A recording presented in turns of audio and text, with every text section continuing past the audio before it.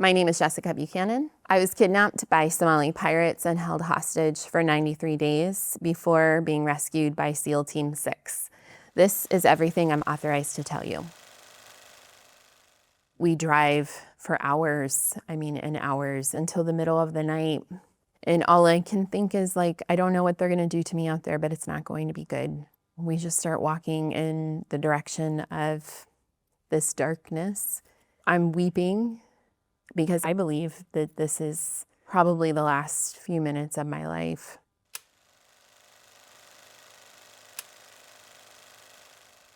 I'm a teacher by profession. Took a full-time teaching position at an international school in Nairobi. A couple months into my experience, I met a cute Swedish guy in a trashy nightclub one night, and we've been together now for about 20 years. But he's really the reason I ended up in Somalia. I left my position teaching at the international school and moved up to Hargeisa, Somaliland, and kind of settled down there.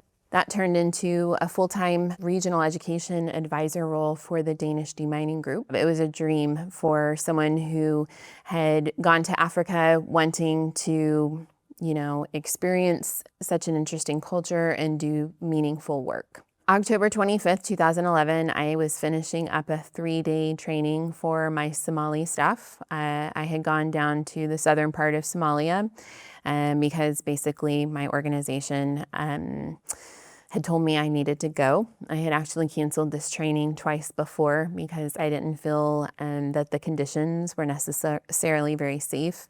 And I had this gut feeling that something was off. However, this is, I was told that this is what you've signed up for if you want to do your job. So, I thought, what are the chances that something can go wrong?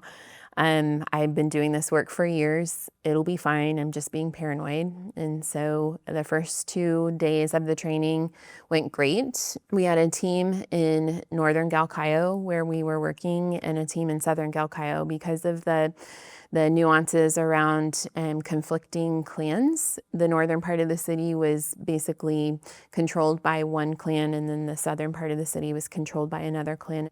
I was staying in the northern part of the city in our office and training there, and what I was worried about was crossing over this, what they called the green line, into the southern part, because I knew from trainings I'd taken, hostile environmental awareness trainings, that you're most vulnerable when you're in transit. I get in our group of land cruisers, they drive me across the green line. I'm with my colleague, a Danishman named Paul, that I worked with. He's my counterpart. And so we get across the green line, we drive with our convoy of vehicles to the southern office. We spend all day there. We do the training, everything goes great.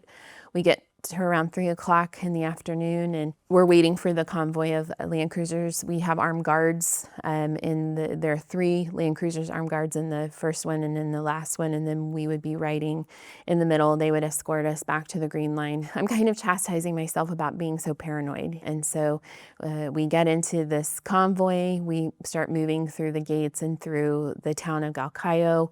It's, tight city streets. There are people milling around. There are goats running across and dogs and kids, and it's very busy, and all of a sudden somehow another land cruiser comes just roaring up on the right side of our vehicle and veers in front of us and blocks us and splashes mud up on the windows and the windshield. It had been raining. And I remember, I'm looking at my phone. I think I was sending a last-minute email or something, and I looked up and said to whoever was in the car, Paul was in the front, we had a driver, and we had our Somali security advisor, Abducted, sitting next to us, and I said, "What a jerk, who drives like that?" And then I hear the crack of the butt of an AK-47 on the car hood, and it sounds like we're being surrounded by very angry men who are yelling in Somali. I don't understand what they're saying. And then suddenly, Abdurazak, who's sitting on my right side in the back of the Land Cruiser, his door's pulled open, and there's a very angry man dressed in a police uniform. He pulls Abdurazak out of the vehicle, and he had a seatbelt on. I remember him just ripping him straight out of the seat and out of the seatbelt, and he slammed him to the ground, and he hit him in the head with the butt of his gun. And then he climbed into the back where Abdurazak had been sitting, and he put the AK to my head, and he starts screaming at the driver to drive.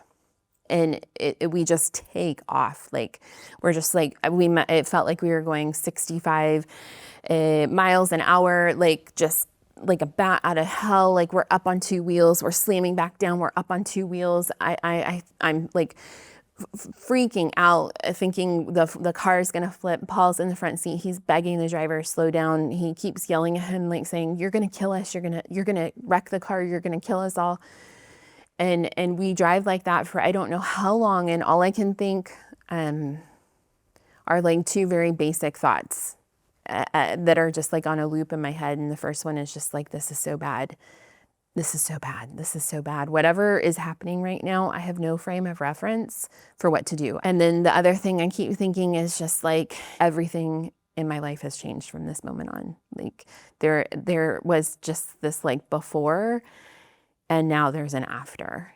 And whatever comes after is going to significantly change the course of my life.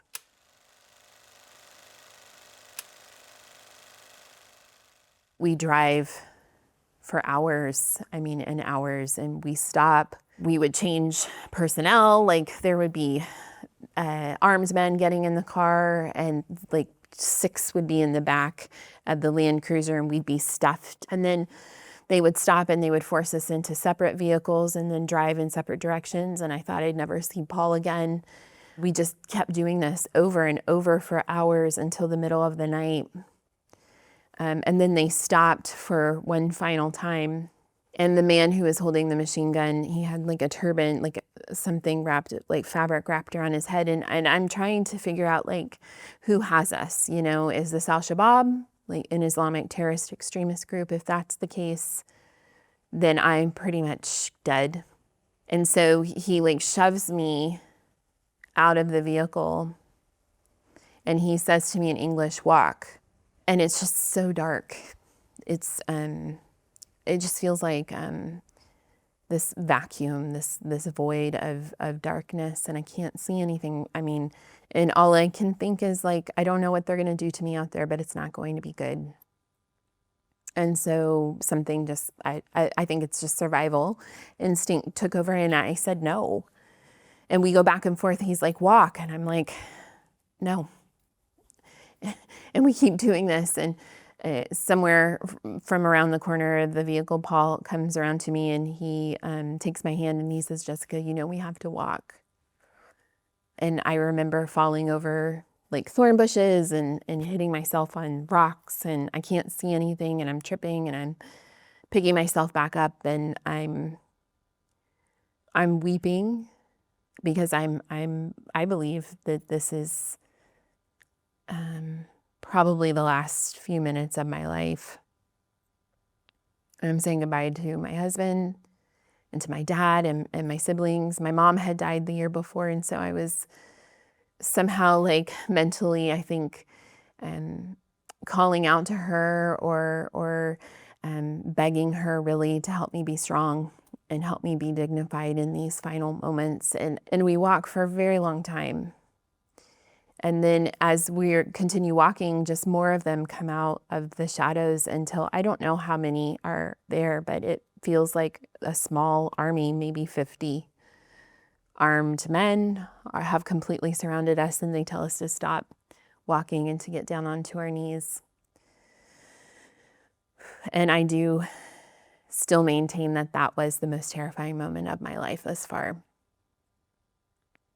And as I'm waiting for them to shoot me in the head, or I don't know, cut my head off, one of them says, go to sleep. And then knocks me over into the sand. And I think it's so interesting how our bodies are so intelligent, and they want to take care of us. And so I just shut down and I fell asleep.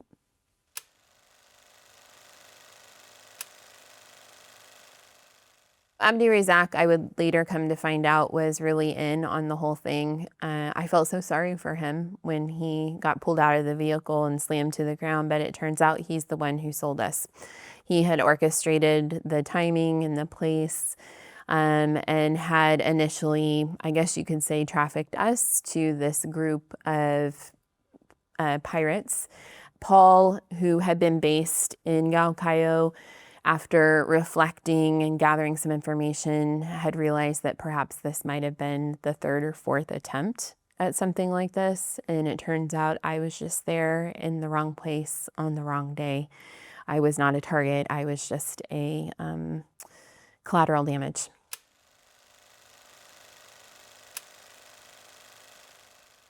So I wake up a couple hours later. It's starting to get light out. It's the first time I can kind of see what's going on around me. We're, in this like makeshift camp, and I mean, I use the term camp loosely because it's not like there were structures or tarps or tents or anything. It was just people like sitting under trees or laying under trees and maybe a small campfire. Paul and I were still together, so we were able to talk a little bit. He had been up all night and he had heard them calling, making phone calls, and he could tell that they had called the UK. So he could put together the fact that this was like much bigger and much more probably well orchestrated than just an opportunistic group snagging a couple of aid workers.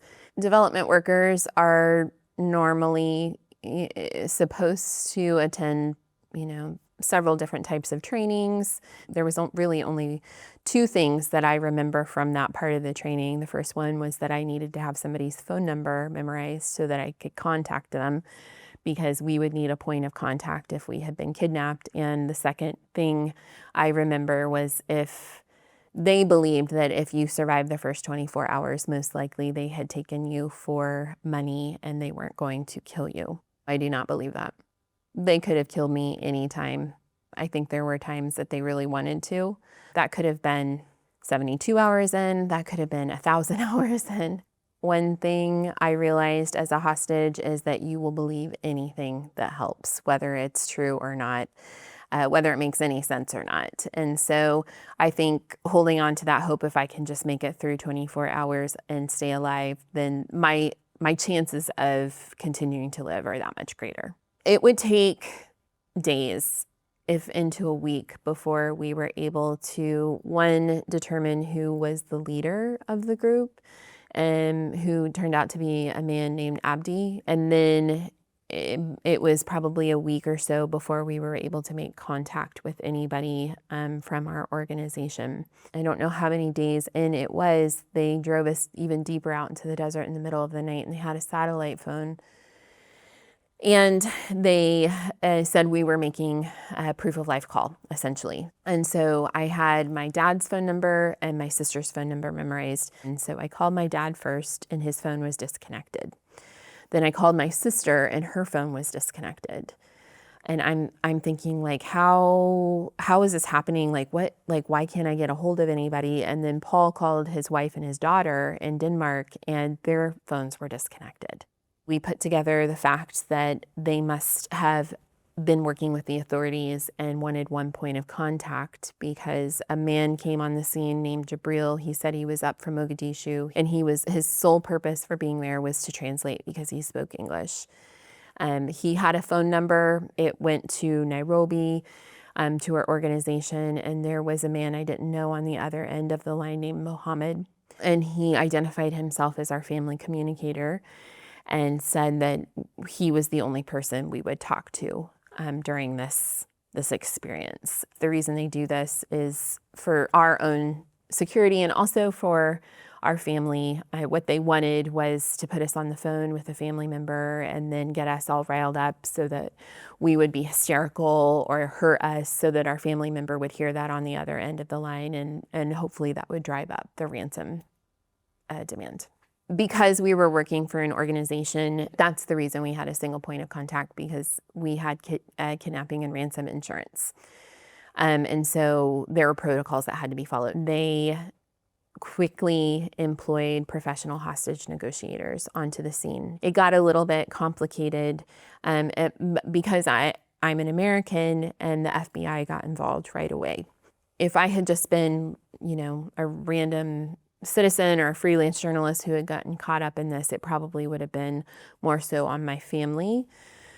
to be the point of contact. But because I was working for an organization, they handled it in a different manner. This guy, Jabril, who identified himself as a translator, he let us know about 6 or 7 days in that they had set the ransom demand at $45 million.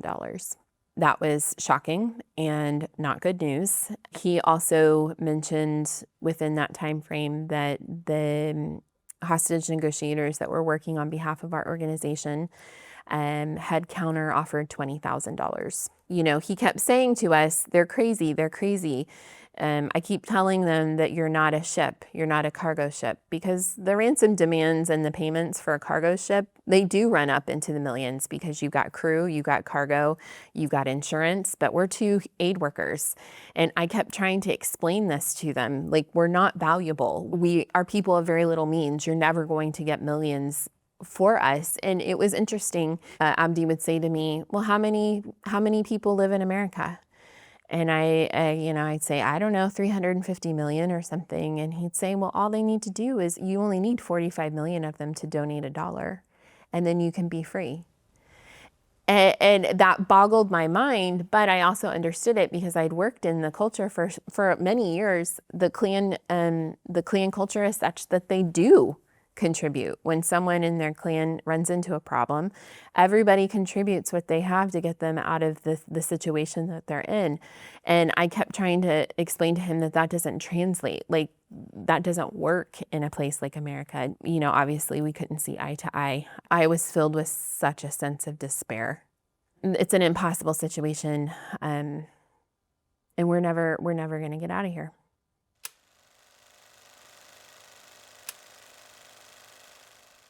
If you think about Somalia at that time, it was really divided up into 3 separate regions. Somaliland was a self-declared autonomous region, not recognized internationally, but they recognized it themselves. And you had the middle region, which was a little less safe than Somaliland. And then you had the southern part, which is what we hear about on the news, mostly Mogadishu and the surrounding areas. I kept waiting for them to take me somewhere. You know, I thought maybe they would take us to a house or stick us in a hole in the ground or do something to hide us away, but they didn't. We were held outdoors the entire time, just out in the desert. We would sit for 12 hours or sometimes lay under bushes or trees on a mat, and then we would have to pull the mat out into the open at night, and then we would lay on the mat and sleep for the next 12 hours, and then we just did this on repeat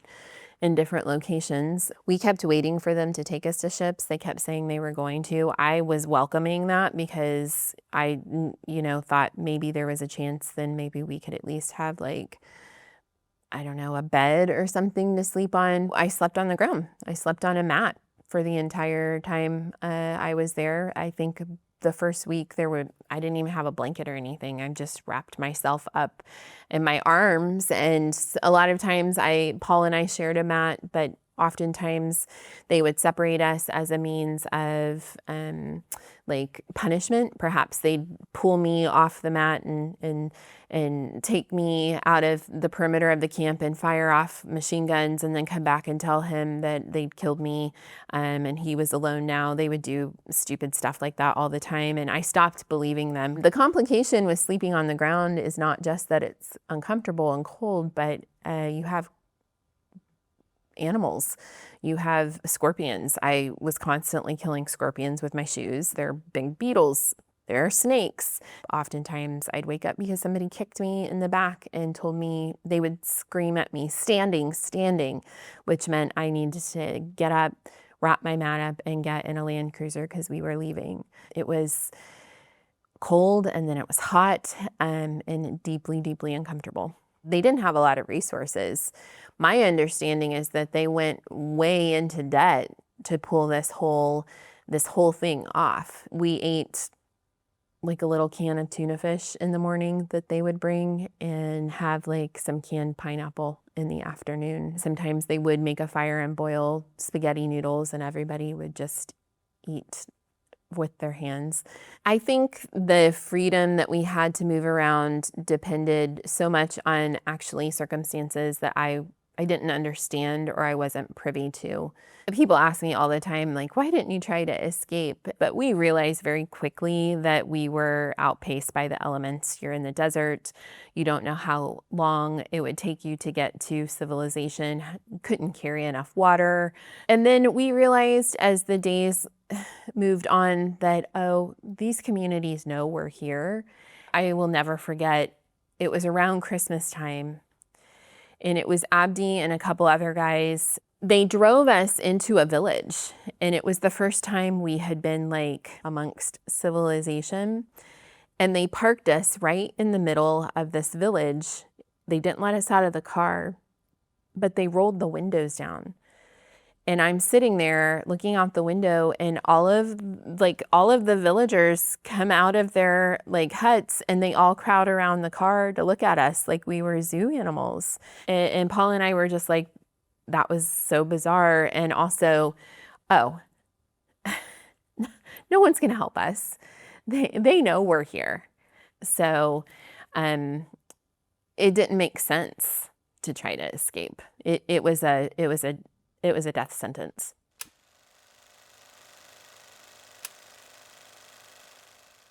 Some of them were nicer than others. Some of them were horrible and mean and evil and just wanted to torture us. Other times we would have a group of young men who were there basically because they were getting $20 a day, a pack of cigarettes, and chat. And they weren't bad. They were just victims of their own circumstances as well. And so in those time periods, they would let me walk around. They would let me walk the perimeter of the camp, and I would do that. I would walk in circles for hours. And then other times, you know, I made the mistake early on of leaving my mat to go to use the bathroom behind a bush, and Abdi got horrifically angry at me and threatened to shoot me in the head. And I learned very quickly I needed to say the word toilet in order to ever leave my mat. They called themselves a militia. They called themselves pirates.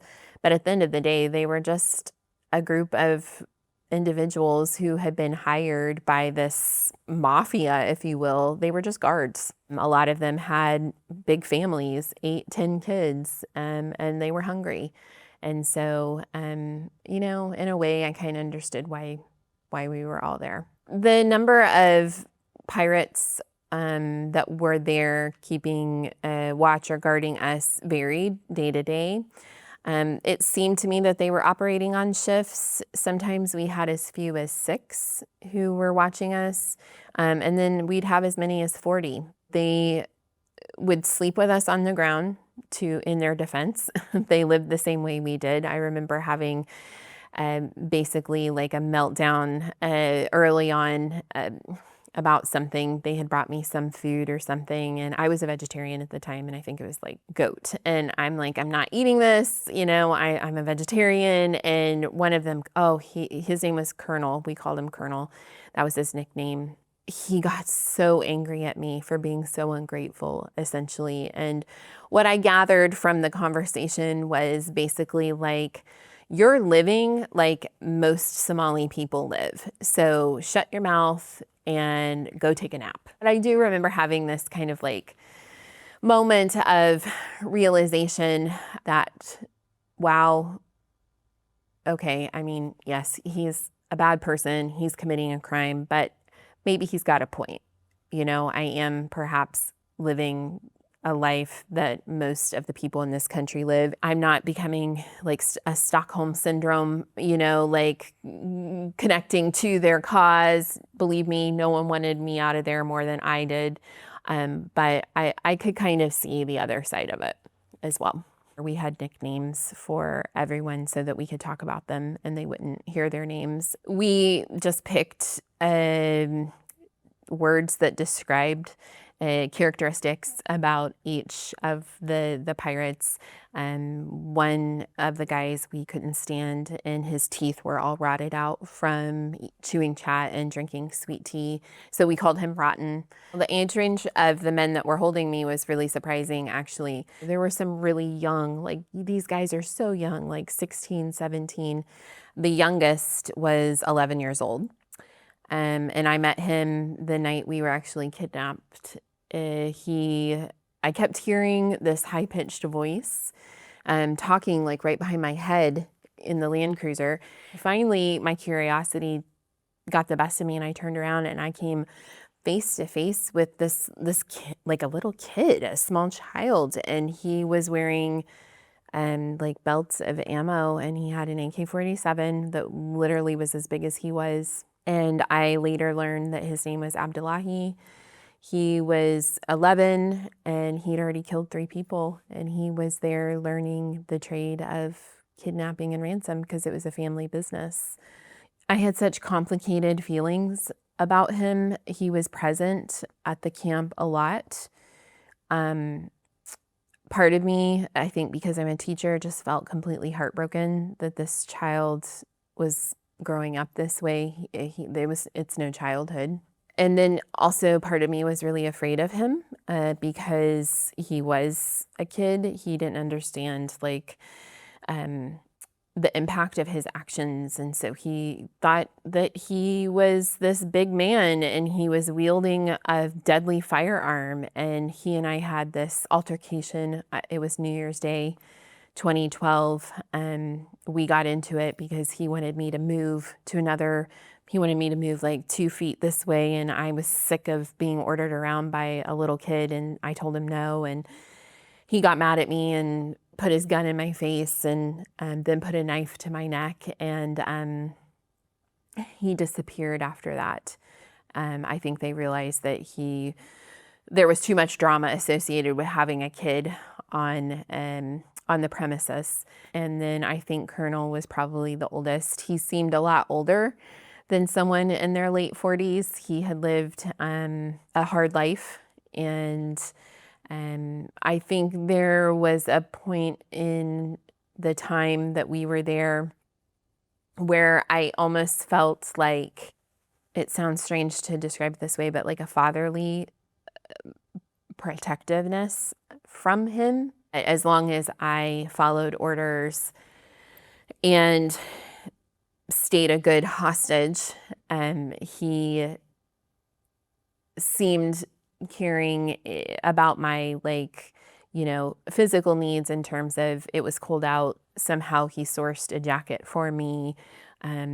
He would bring me extra food. One time he brought me a small comb because he noticed that I was combing my hair with a fork because they had given me a fork to eat with. In an environment where your humanity is being diminished on a regular basis, those are very big things and they mean a lot.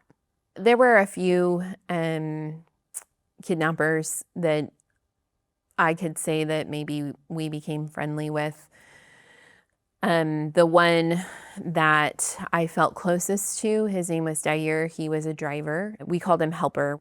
At least he came across as compassionate, and he was really sorry that this was happening to us. He would try to get us information.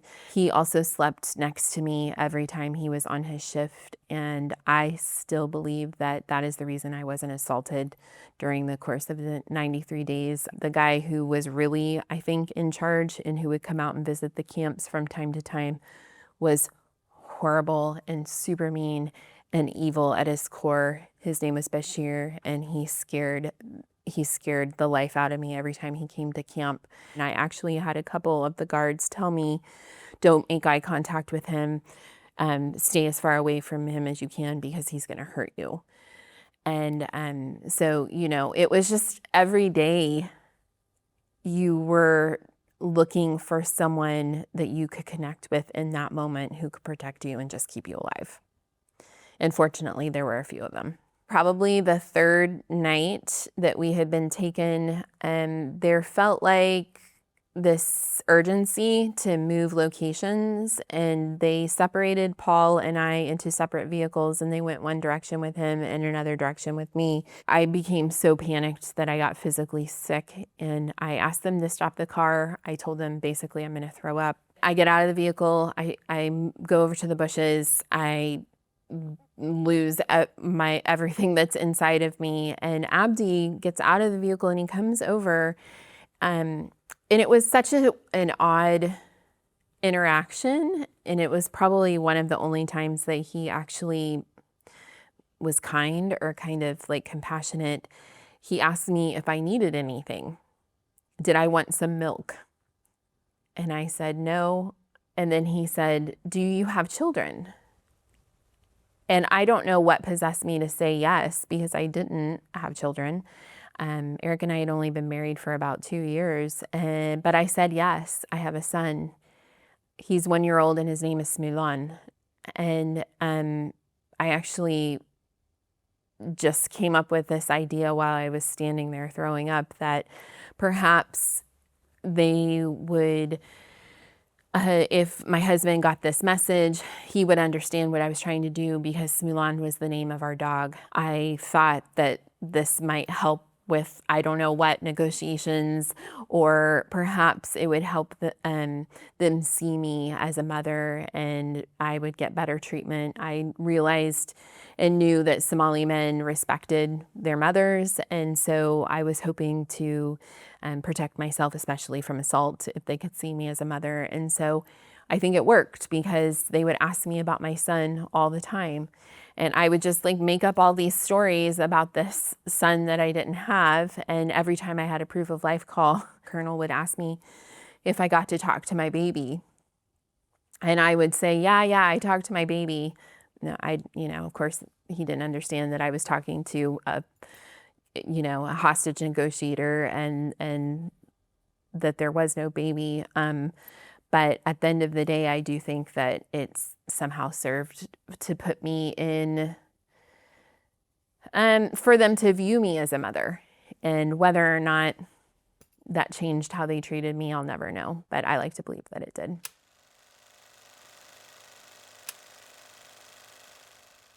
I knew early on that next to staying alive, staying sane was going to be my biggest challenge. There were moments, sometimes half a day, where I was just so completely filled with panic about what was going to happen to me. Also, I'm the only woman. I'm surrounded by men at all times. Yes, I'm worried I'm going to be killed, but I'm also worried I'm going to be sexually assaulted. There was no one to protect me other than me. And then once you live like this day in and day out, and even, they took breaks. They would be on 5 days and then go off for a week, and they worked in rotations.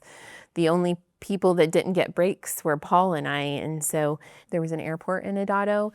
And I think one of the cruelest things Abdi ever did was we would drive by the airport, and he would turn around and look at Paul and I, and he called me Jesses, and he would say, wave goodbye, Paul and Jesses. You're not getting on that airplane until we get our $45 million. And we would drive by this airport. And I mean, the feeling that you get of just like knowing that there is freedom. You could touch it, but there's no way I could get to it. It's so defeating. And it was cruel. It was so cruel. It was, I don't know, maybe 40 or 50 days in. We woke up that morning and they told us immediately to go and wash and to put on, they had clean clothes for us. And so we thought, oh, maybe this is it. Maybe the ransom has been paid and they're doing a drop in an exchange. We, go our separate ways, wash ourselves from a bottle of water and put on these clean clothes, and we get back in the vehicle, and they drive us hours away and to, in a direction we'd never been before. So I'm thinking, this must be it. This must be over. And instead we sit there for hours, and finally another Land Cruiser comes to meet us. And there are two, again, really young guys who were told are journalists, and they say things aren't moving in the right direction. So we're going to record a video, a proof of life video, because we need things to start moving in the right direction. So they instruct us to say our names, assure our families that we're being treated well, implore the American military not to attack, and to beg our families to do more because things aren't moving in the right direction. And after that, I remember Paul and I, we go back to camp, and neither one of us are saying anything to each other, because the reality of what we've just done, and the fact that that might be the last time our families ever see us alive, splashed up all over BBC or something. It was very sobering. And it was a reality check that we're in this for the long haul. I think that was the point where we realized we need to make some decisions here that are going to help us serve us in the long term. And the two promises that we made each other, the first one was that neither one of us would try to escape. You know, we had been taken together, so we're going to stay together until we can leave together. And then the second promise we made was that we could feel any emotion on the human spectrum, but the only one that was off the table was despair. Because once you've lost control of your mind, then everything else is going to fall apart. There were often moments, long spans of time, weeks on end, where we were separated and I didn't talk to another living soul. They would be around, but they weren't allowed to interact with us as a form of punishment. And so just endless hours of me, myself, and I, and my thoughts. I just lost my mom the year before. I had a lot to work through in my grief in losing her, and also just like the reflection of our relationship and some of the dysfunction there. I had time for the first time in my life to really sit and be honest about decisions that I had made and where those had taken me. My mother was very present with me throughout the entire ordeal. There were moments where I physically, I felt her presence. I could almost see her. And maybe I was just hallucinating from panic, but it brought me solace and it brought me comfort and strength. And so for the first time, even though she wasn't physically there, I could connect with her in a way that was really profound. And so I talked to her all the time. There were two stars that would come out at the same time every night. I would talk to her and tell her about my day and what I was discovering about myself. And I think that I was able to actually put some things to rest in terms of, you know, forgiveness and grudges. And I got to the point where I started like craving this time because it became this peaceful place inside me that I could crawl into even when there was total chaos around me. And that has probably been one of the most important experiences and lessons I've ever learned in my life.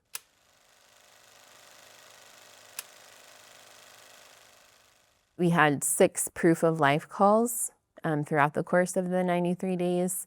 The point of contact changed in the middle. Mohammed disappeared at some point, and a European woman named Alex was the point of contact from then on. Just based on living out in the desert, not being able to adequately wash and not having bathroom facilities, I contracted a urinary tract infection. I knew exactly what was happening. I get these, you know, from time to time, and tried to articulate, tried to communicate to them what was happening. I need antibiotics. I knew exactly what I needed. I wrote the name down. I gave it to them. There were a couple of times where I'll use air quotes, doctors would come out to the camp to check on us. My understanding was that in order for negotiations to move forward, our company, our side was requiring confirmation from a doctor that we were in good health. I use the term doctor very loosely. One time this guy came, he had a rusty stethoscope and like a blood pressure cuff that didn't work. And then he just threw me a package of medication. I don't know what it's for. Another time there was a doctor that came out, he spoke English. He, I think, was diaspora, and he was lovely and very kind. I think he felt very sorry for us. He brought us a couple of books to read that later got taken away, and some vitamins. And despite those efforts, no one would bring me the right medication. They would just bring me some random box of old antibiotics. I wasn't going to take those because I didn't know what they would do or if I'd have an allergic reaction. It just kept worsening. And at one point I got desperate. I did take them. They didn't do anything. And so I knew I was moving into a kidney infection. And so my last proof of life call with our communicator, Alex, was January 16th, 2012. I got on the phone with her and I listed my symptoms and I said, I know this is moving into a kidney infection. I need a doctor. I need to be hospitalized. I need antibiotics. I probably have 2 weeks left. And if you guys don't get me out of here, I'm going to die and it's going to be on you. And then that was the last interaction I had. And so I go off back to camp. They take me back to camp. The pain is becoming ridiculous. I'm throwing up constantly. I can't walk anymore. And so I would do this night after night. And unbeknownst to me, of course, at the time, Alex took this information to my organization. My husband took that information to my doctor in Nairobi. And he said to him, Eric, you got to get her out of there or else she's going to die. He took that information to the FBI and he said, there were 2 FBI agents that he was working with and they both looked at each other and walked out of the room and he didn't know what was going to happen, but he knew in that moment something had changed and something big was about to take place.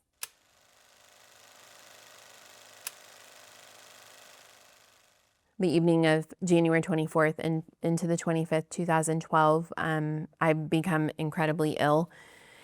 And I couldn't even really move my mat on my own anymore. And Paul was helping me drag my mat over to part of the field that I was sleeping in. There were 9 pirates on the ground that night keeping watch. And I fall into kind of a fitful sleep. I wake up a couple hours later with the need to be sick.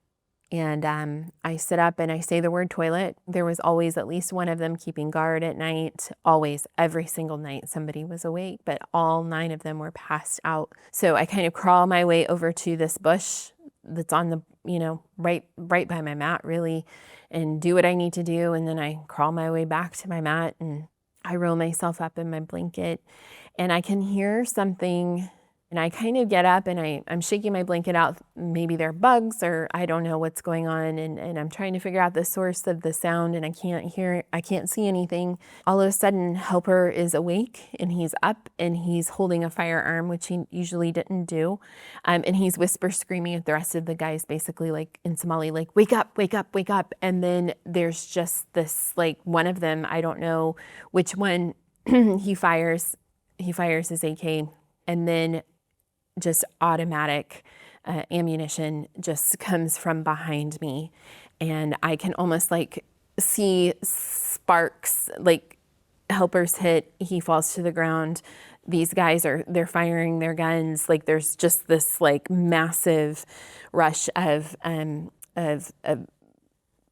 bullets going over my head. And I'm just trying at this point to get as low to the ground as I possibly can. I'm laying on my back. But I'm just like, oh God, oh God, oh God, oh God, because I'm thinking, one, if this is another group that's come to kidnap us, which was always kind of a threat, it was something that they would threaten us with, oh, maybe it's Al-Shabaab or it's another group who wants to, take you.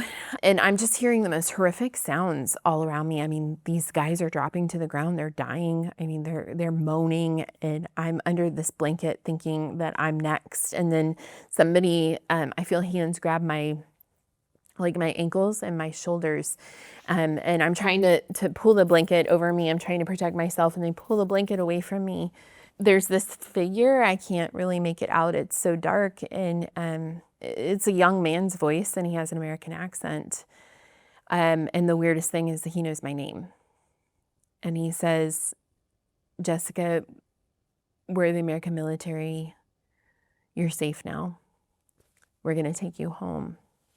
And I'm just immediately overcome by shock. I just start shaking. I'm shaking so badly. And all I can say over and over again is, you're American? wait a second, you're American? I don't understand. You're American? Where did you come from? How did you find us? And he says, we've been watching you for a very long time, and we know how sick you've been. And so he has he has a pack of pills, and he has a bottle of water, and he tells, these are antibiotics. We know you have a urinary tract infection. And so I take them, and then another one of them is, he's standing there and he says, okay, well, here's what I'm gonna do. I'm gonna pick you up. I'm gonna put you over my shoulder, and I'm gonna get you to the edge of camp. And so he does that. But my first question, of course, is, where's Paul? Is he safe? Did he make it out alive? And he's there. He's actually sitting there on the edge of camp already. And he just leans over to me and he says, do you know who these guys are? And I'm like, no, I don't know what's happening. I'm so confused. And he's just like, this is SEAL Team 6. These are the guys that got Osama bin Laden. And I think all I can really think in that moment is like, we're just aid workers. Like, how is this happening? How is this really real? Am I really alive? Like, is this, And several of them lay down on top of us, and then the rest of them form like a ring around us with their backs to us to ensure that we're safe. He's like, I can't carry you the whole way, but I can help you. And there was just this this last burst of energy or something, if you will, of like, I'm going to get myself onto that helicopter and I'm going to get myself the hell out of here. Even if I have to crawl on my hands and knees. I don't really remember breathing until we're like however high up in the air. I remember just like throwing myself on my stomach and crawling across the floor and pressing my back up against the wall as far away from the door as I could. And then as we started climbing higher, I thought, okay, I think maybe I survived. I think maybe I am gonna live, and I'm gonna be okay.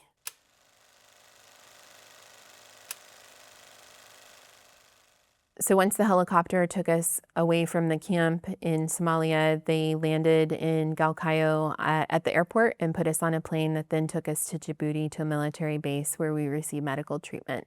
And then we were flown to Italy to another military base where we were reunited with family. And then the FBI was there.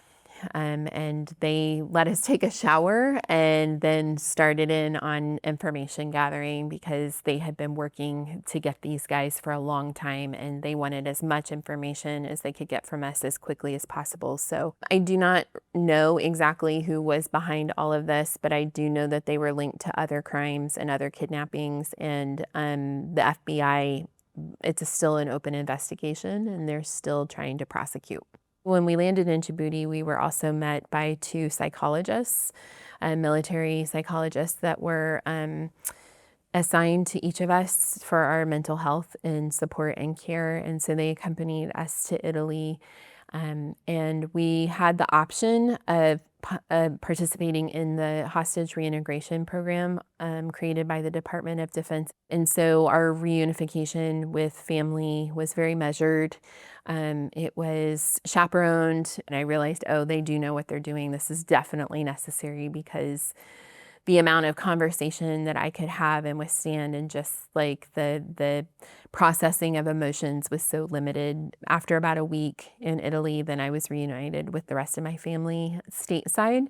This was a very high-profile media event because of its association with SEAL Team 6 and President Obama at the time. When I was in Djibouti and admitted into the hospital, there was a Marine in my room, and he said to me, you know how your dad found out that you're safe and that you're coming home? And I said, no, I don't know, because I haven't gotten to talk to him yet. I figured, my husband called him and told him, and he said, actually, President Obama called your dad personally to let him know that you're safe and you're coming home. And I found out that, President Obama had been briefed every day on my my status. And the FBI and then the military have a protocol. There are three scenarios essentially where a hostage recovery operation would take place. And one of them is if there's an impending loss of life of the hostage. And because of my health and that it was becoming such a dire situation, that really kind of set the wheels in motion for a hostage rescue.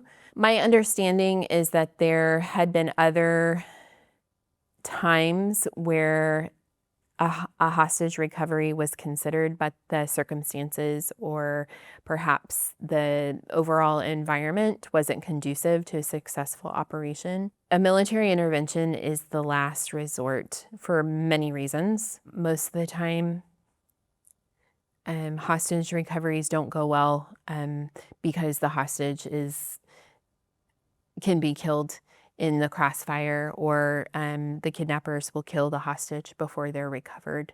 There are so many circumstances around elements and the weather and everything that are so far outside of anybody's control that can affect the success or the demise of an operation like this. I mean, these guys jumped out of a plane and parachuted in the middle of the night in the dark and then hiked 3 miles into the camp to find us. There are so many things that could have gone wrong. And so, the fact that I'm sitting here today telling this story is really, in my mind, a miracle.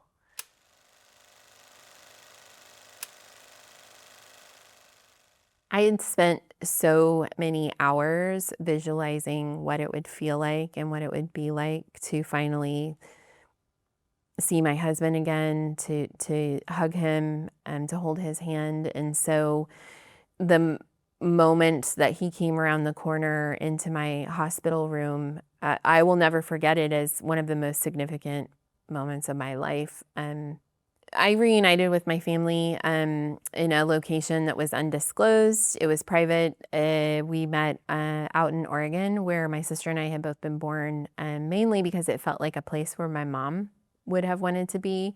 And so we got to just have this really beautiful week together, bonding and spending quality time together. I don't know how to describe it other than just like this feeling of just sheer pleasure and giddiness. We were walking next to this beautiful river, the Zigzag River outside of Portland, Oregon, and I had on a pair of hiking boots and I just took off running because the feeling of being free was so intoxicating to get to move my body and to be in a space where I was breathing fresh air and there were no weapons and no one was terrorizing me or threatening me. It was such a high. And I think a lot of hostages experience that in the first couple of weeks of their freedom. It's euphoria, and you think that it's always going to feel like this and you're always going to feel this free, and then reality comes crashing down and your next survival journey begins. When I got out, I didn't know who I was anymore. I didn't know what I could do for work or if I could work. My identity was so tied to Jess Buchanan as the humanitarian aid worker and the teacher who worked in Africa. And who am I when I don't have that anymore? Because certainly I wasn't going to go back to Somalia. I was having terrible nightmares. I wasn't getting sleep. I was constantly anxious. I got pregnant with my son pretty quickly after. So then the complications of like pregnancy and labor and delivery and then having an infant and not sleeping, that complicated things extraordinarily. I felt very strongly that the pirates had taken enough from me, but they weren't going to take away my agency and my decision in terms of how long I was going to stay in Africa and when I was going to leave. So after reuniting with family, Eric was still working in Somalia, but we were based in Nairobi. We had our son there. And so we stayed for about a year. And then after my son was born, that's really when things changed for me, because all of a sudden I had this little human being that I was responsible for, and I felt very scared for his safety. So we relocated to the Washington, D.C. area. And that was really hard. Talk about culture shock. It took me a really long time to settle in, but I know at the end of the day that that was the right choice for our family. But it was definitely not the easiest. I woke up about 6 months into post-rescue one morning, and I looked at Eric and I said, maybe we should write this down. I wanted to put it all in writing for my son, so that he would understand what we had survived as a family and what he had been born into from that perspective. The first book Eric and I wrote was Impossible Odds, the kidnapping of Jessica Buchanan and her dramatic rescue by SEAL Team 6. And that was really just a retelling of the story. But as the years have gone by, I have had a lot of conversations, and I've done a lot of learning and a lot of healing in my own survival journey. And I maintain that pain is pain, and it doesn't matter what the circumstances are, but no one escapes the human experience unscathed. So I wrote my next book, How to Survive Survival, a guide for turning life's hardest moments into meaningful contribution for the world. And it's a series of stories from people who have been through really hard things and what they've done in order to reclaim their own identity and autonomy in their healing journey, and how they make contribution and connect with purpose. I know that has helped me. And so I just want to put out what I've learned so that maybe it can help somebody else.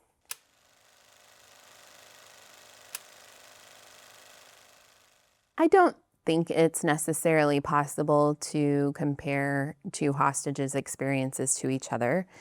At the time, there were kind of this rash of kidnappings that were happening in this part of the world. Captain Phillips, an American ship captain who was in charge of the Maersk, Alabama, his boat was taken over by Somali pirates, and I believe they were held for about 4 days until they were also rescued by SEAL Team 6. That happened about a year and a half before my kidnapping.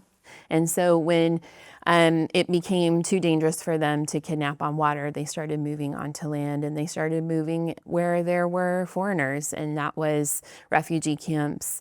That was places where expats were working in humanitarian and development projects. I can say that the number of similar hostage takings as I experienced has definitely gone down dramatically in the East African region. Any location where there is not an effort to build stability through democratization, through education, through food security, you're going to have crimes like this, whether it's humanitarian aid workers or locals. Desperate people do desperate things, which means they're going to commit crimes. And so as long as globally there are environments where people are not able to better themselves, have decent basic needs with basic human rights, you're going to have issues like this. I still deeply believe in the act of humanitarian assistance and international development. Even after everything I've been through and everything I've experienced, it is needed, it is necessary, and it's a worthy cause. How has the industry or the business of kidnapping changed over the years? I believe it's changed exponentially in terms of it's moving to state actors and illegal detainments in prisons. It's much more government-led than it is ad hoc by these more, gangster or crime rings, if you will, at least in my experience and in the circles that I'm in. And the trend that, I've seen is that there aren't as many hostage takings as there are detainments, usually conducted by state actors or governments for political reasons. Now, that's not to say that there aren't hostage takings going on largely. We don't know what's happening because they're not widely publicized, largely for the hostages' own personal safety. We often don't know about these situations until there's been a release or a rescue. General hostage takings, such as mine, the bottom line is money. These acts of piracy, these acts of kidnapping are a web, if you will, of crime that goes much deeper than just Somalis in Somaliland or in Somalia. It's diaspora in the UK and the United States and all over the world funding and orchestrating these things. It's like a mafia sort of institution. These detainments that are becoming more and more of a regular case, usually a foreigner is apprehended on, unsubstantiated basis, such as being a spy or breaking some sort of law. I can't even begin to dismantle that because I just don't have the expertise. But I do have many personal friends who have been detained in prisons in Syria, Iran, and so forth. And it's equally as frustrating and terrifying and impossible, just in very different ways. I've worked extensively with a nonprofit based out of Washington, D.C. called Hostage US, and they support families of detainees or hostages and then support the former hostage or former detainee when they come out. And what I always say to the family member while their loved one is being held or detained is you have to focus on what you know is true. For example, what do you know about your loved one? You know that they have an incredible sense of humor. They have a dark sense of humor, and there are going to be moments where they're going to survive this thing because they're able to laugh their way through it. And we can't think about what we don't know to be true or not. We have to just focus on what we know is true. In terms of someone who finds themselves in, God forbid, a situation like this, my advice would be to make the preservation of your mind and your mental health to be your number one priority. During captivity and then after. Do whatever you need to do to protect your mind. That's the only place that no one can touch. And it may feel like an impossibility if you're in a situation like this, but I'm here to tell you, I am nothing special. I am literally just a girl who grew up in the middle of a cornfield. Literally, like if I could figure out how to do it, anybody can figure out how to do it. And so it's possible. And I'll never, ever say that this whole thing was worth it. But on the other side of my healing journey and survival, I'm grateful to be here, and I'm grateful that I have been able to learn more about myself and learn those lessons and internalize them because I like who I am now. Hi, I'm a producer and Authorized account. If you enjoyed this video, then please subscribe and comment with more topics that you'd like us to cover in this series.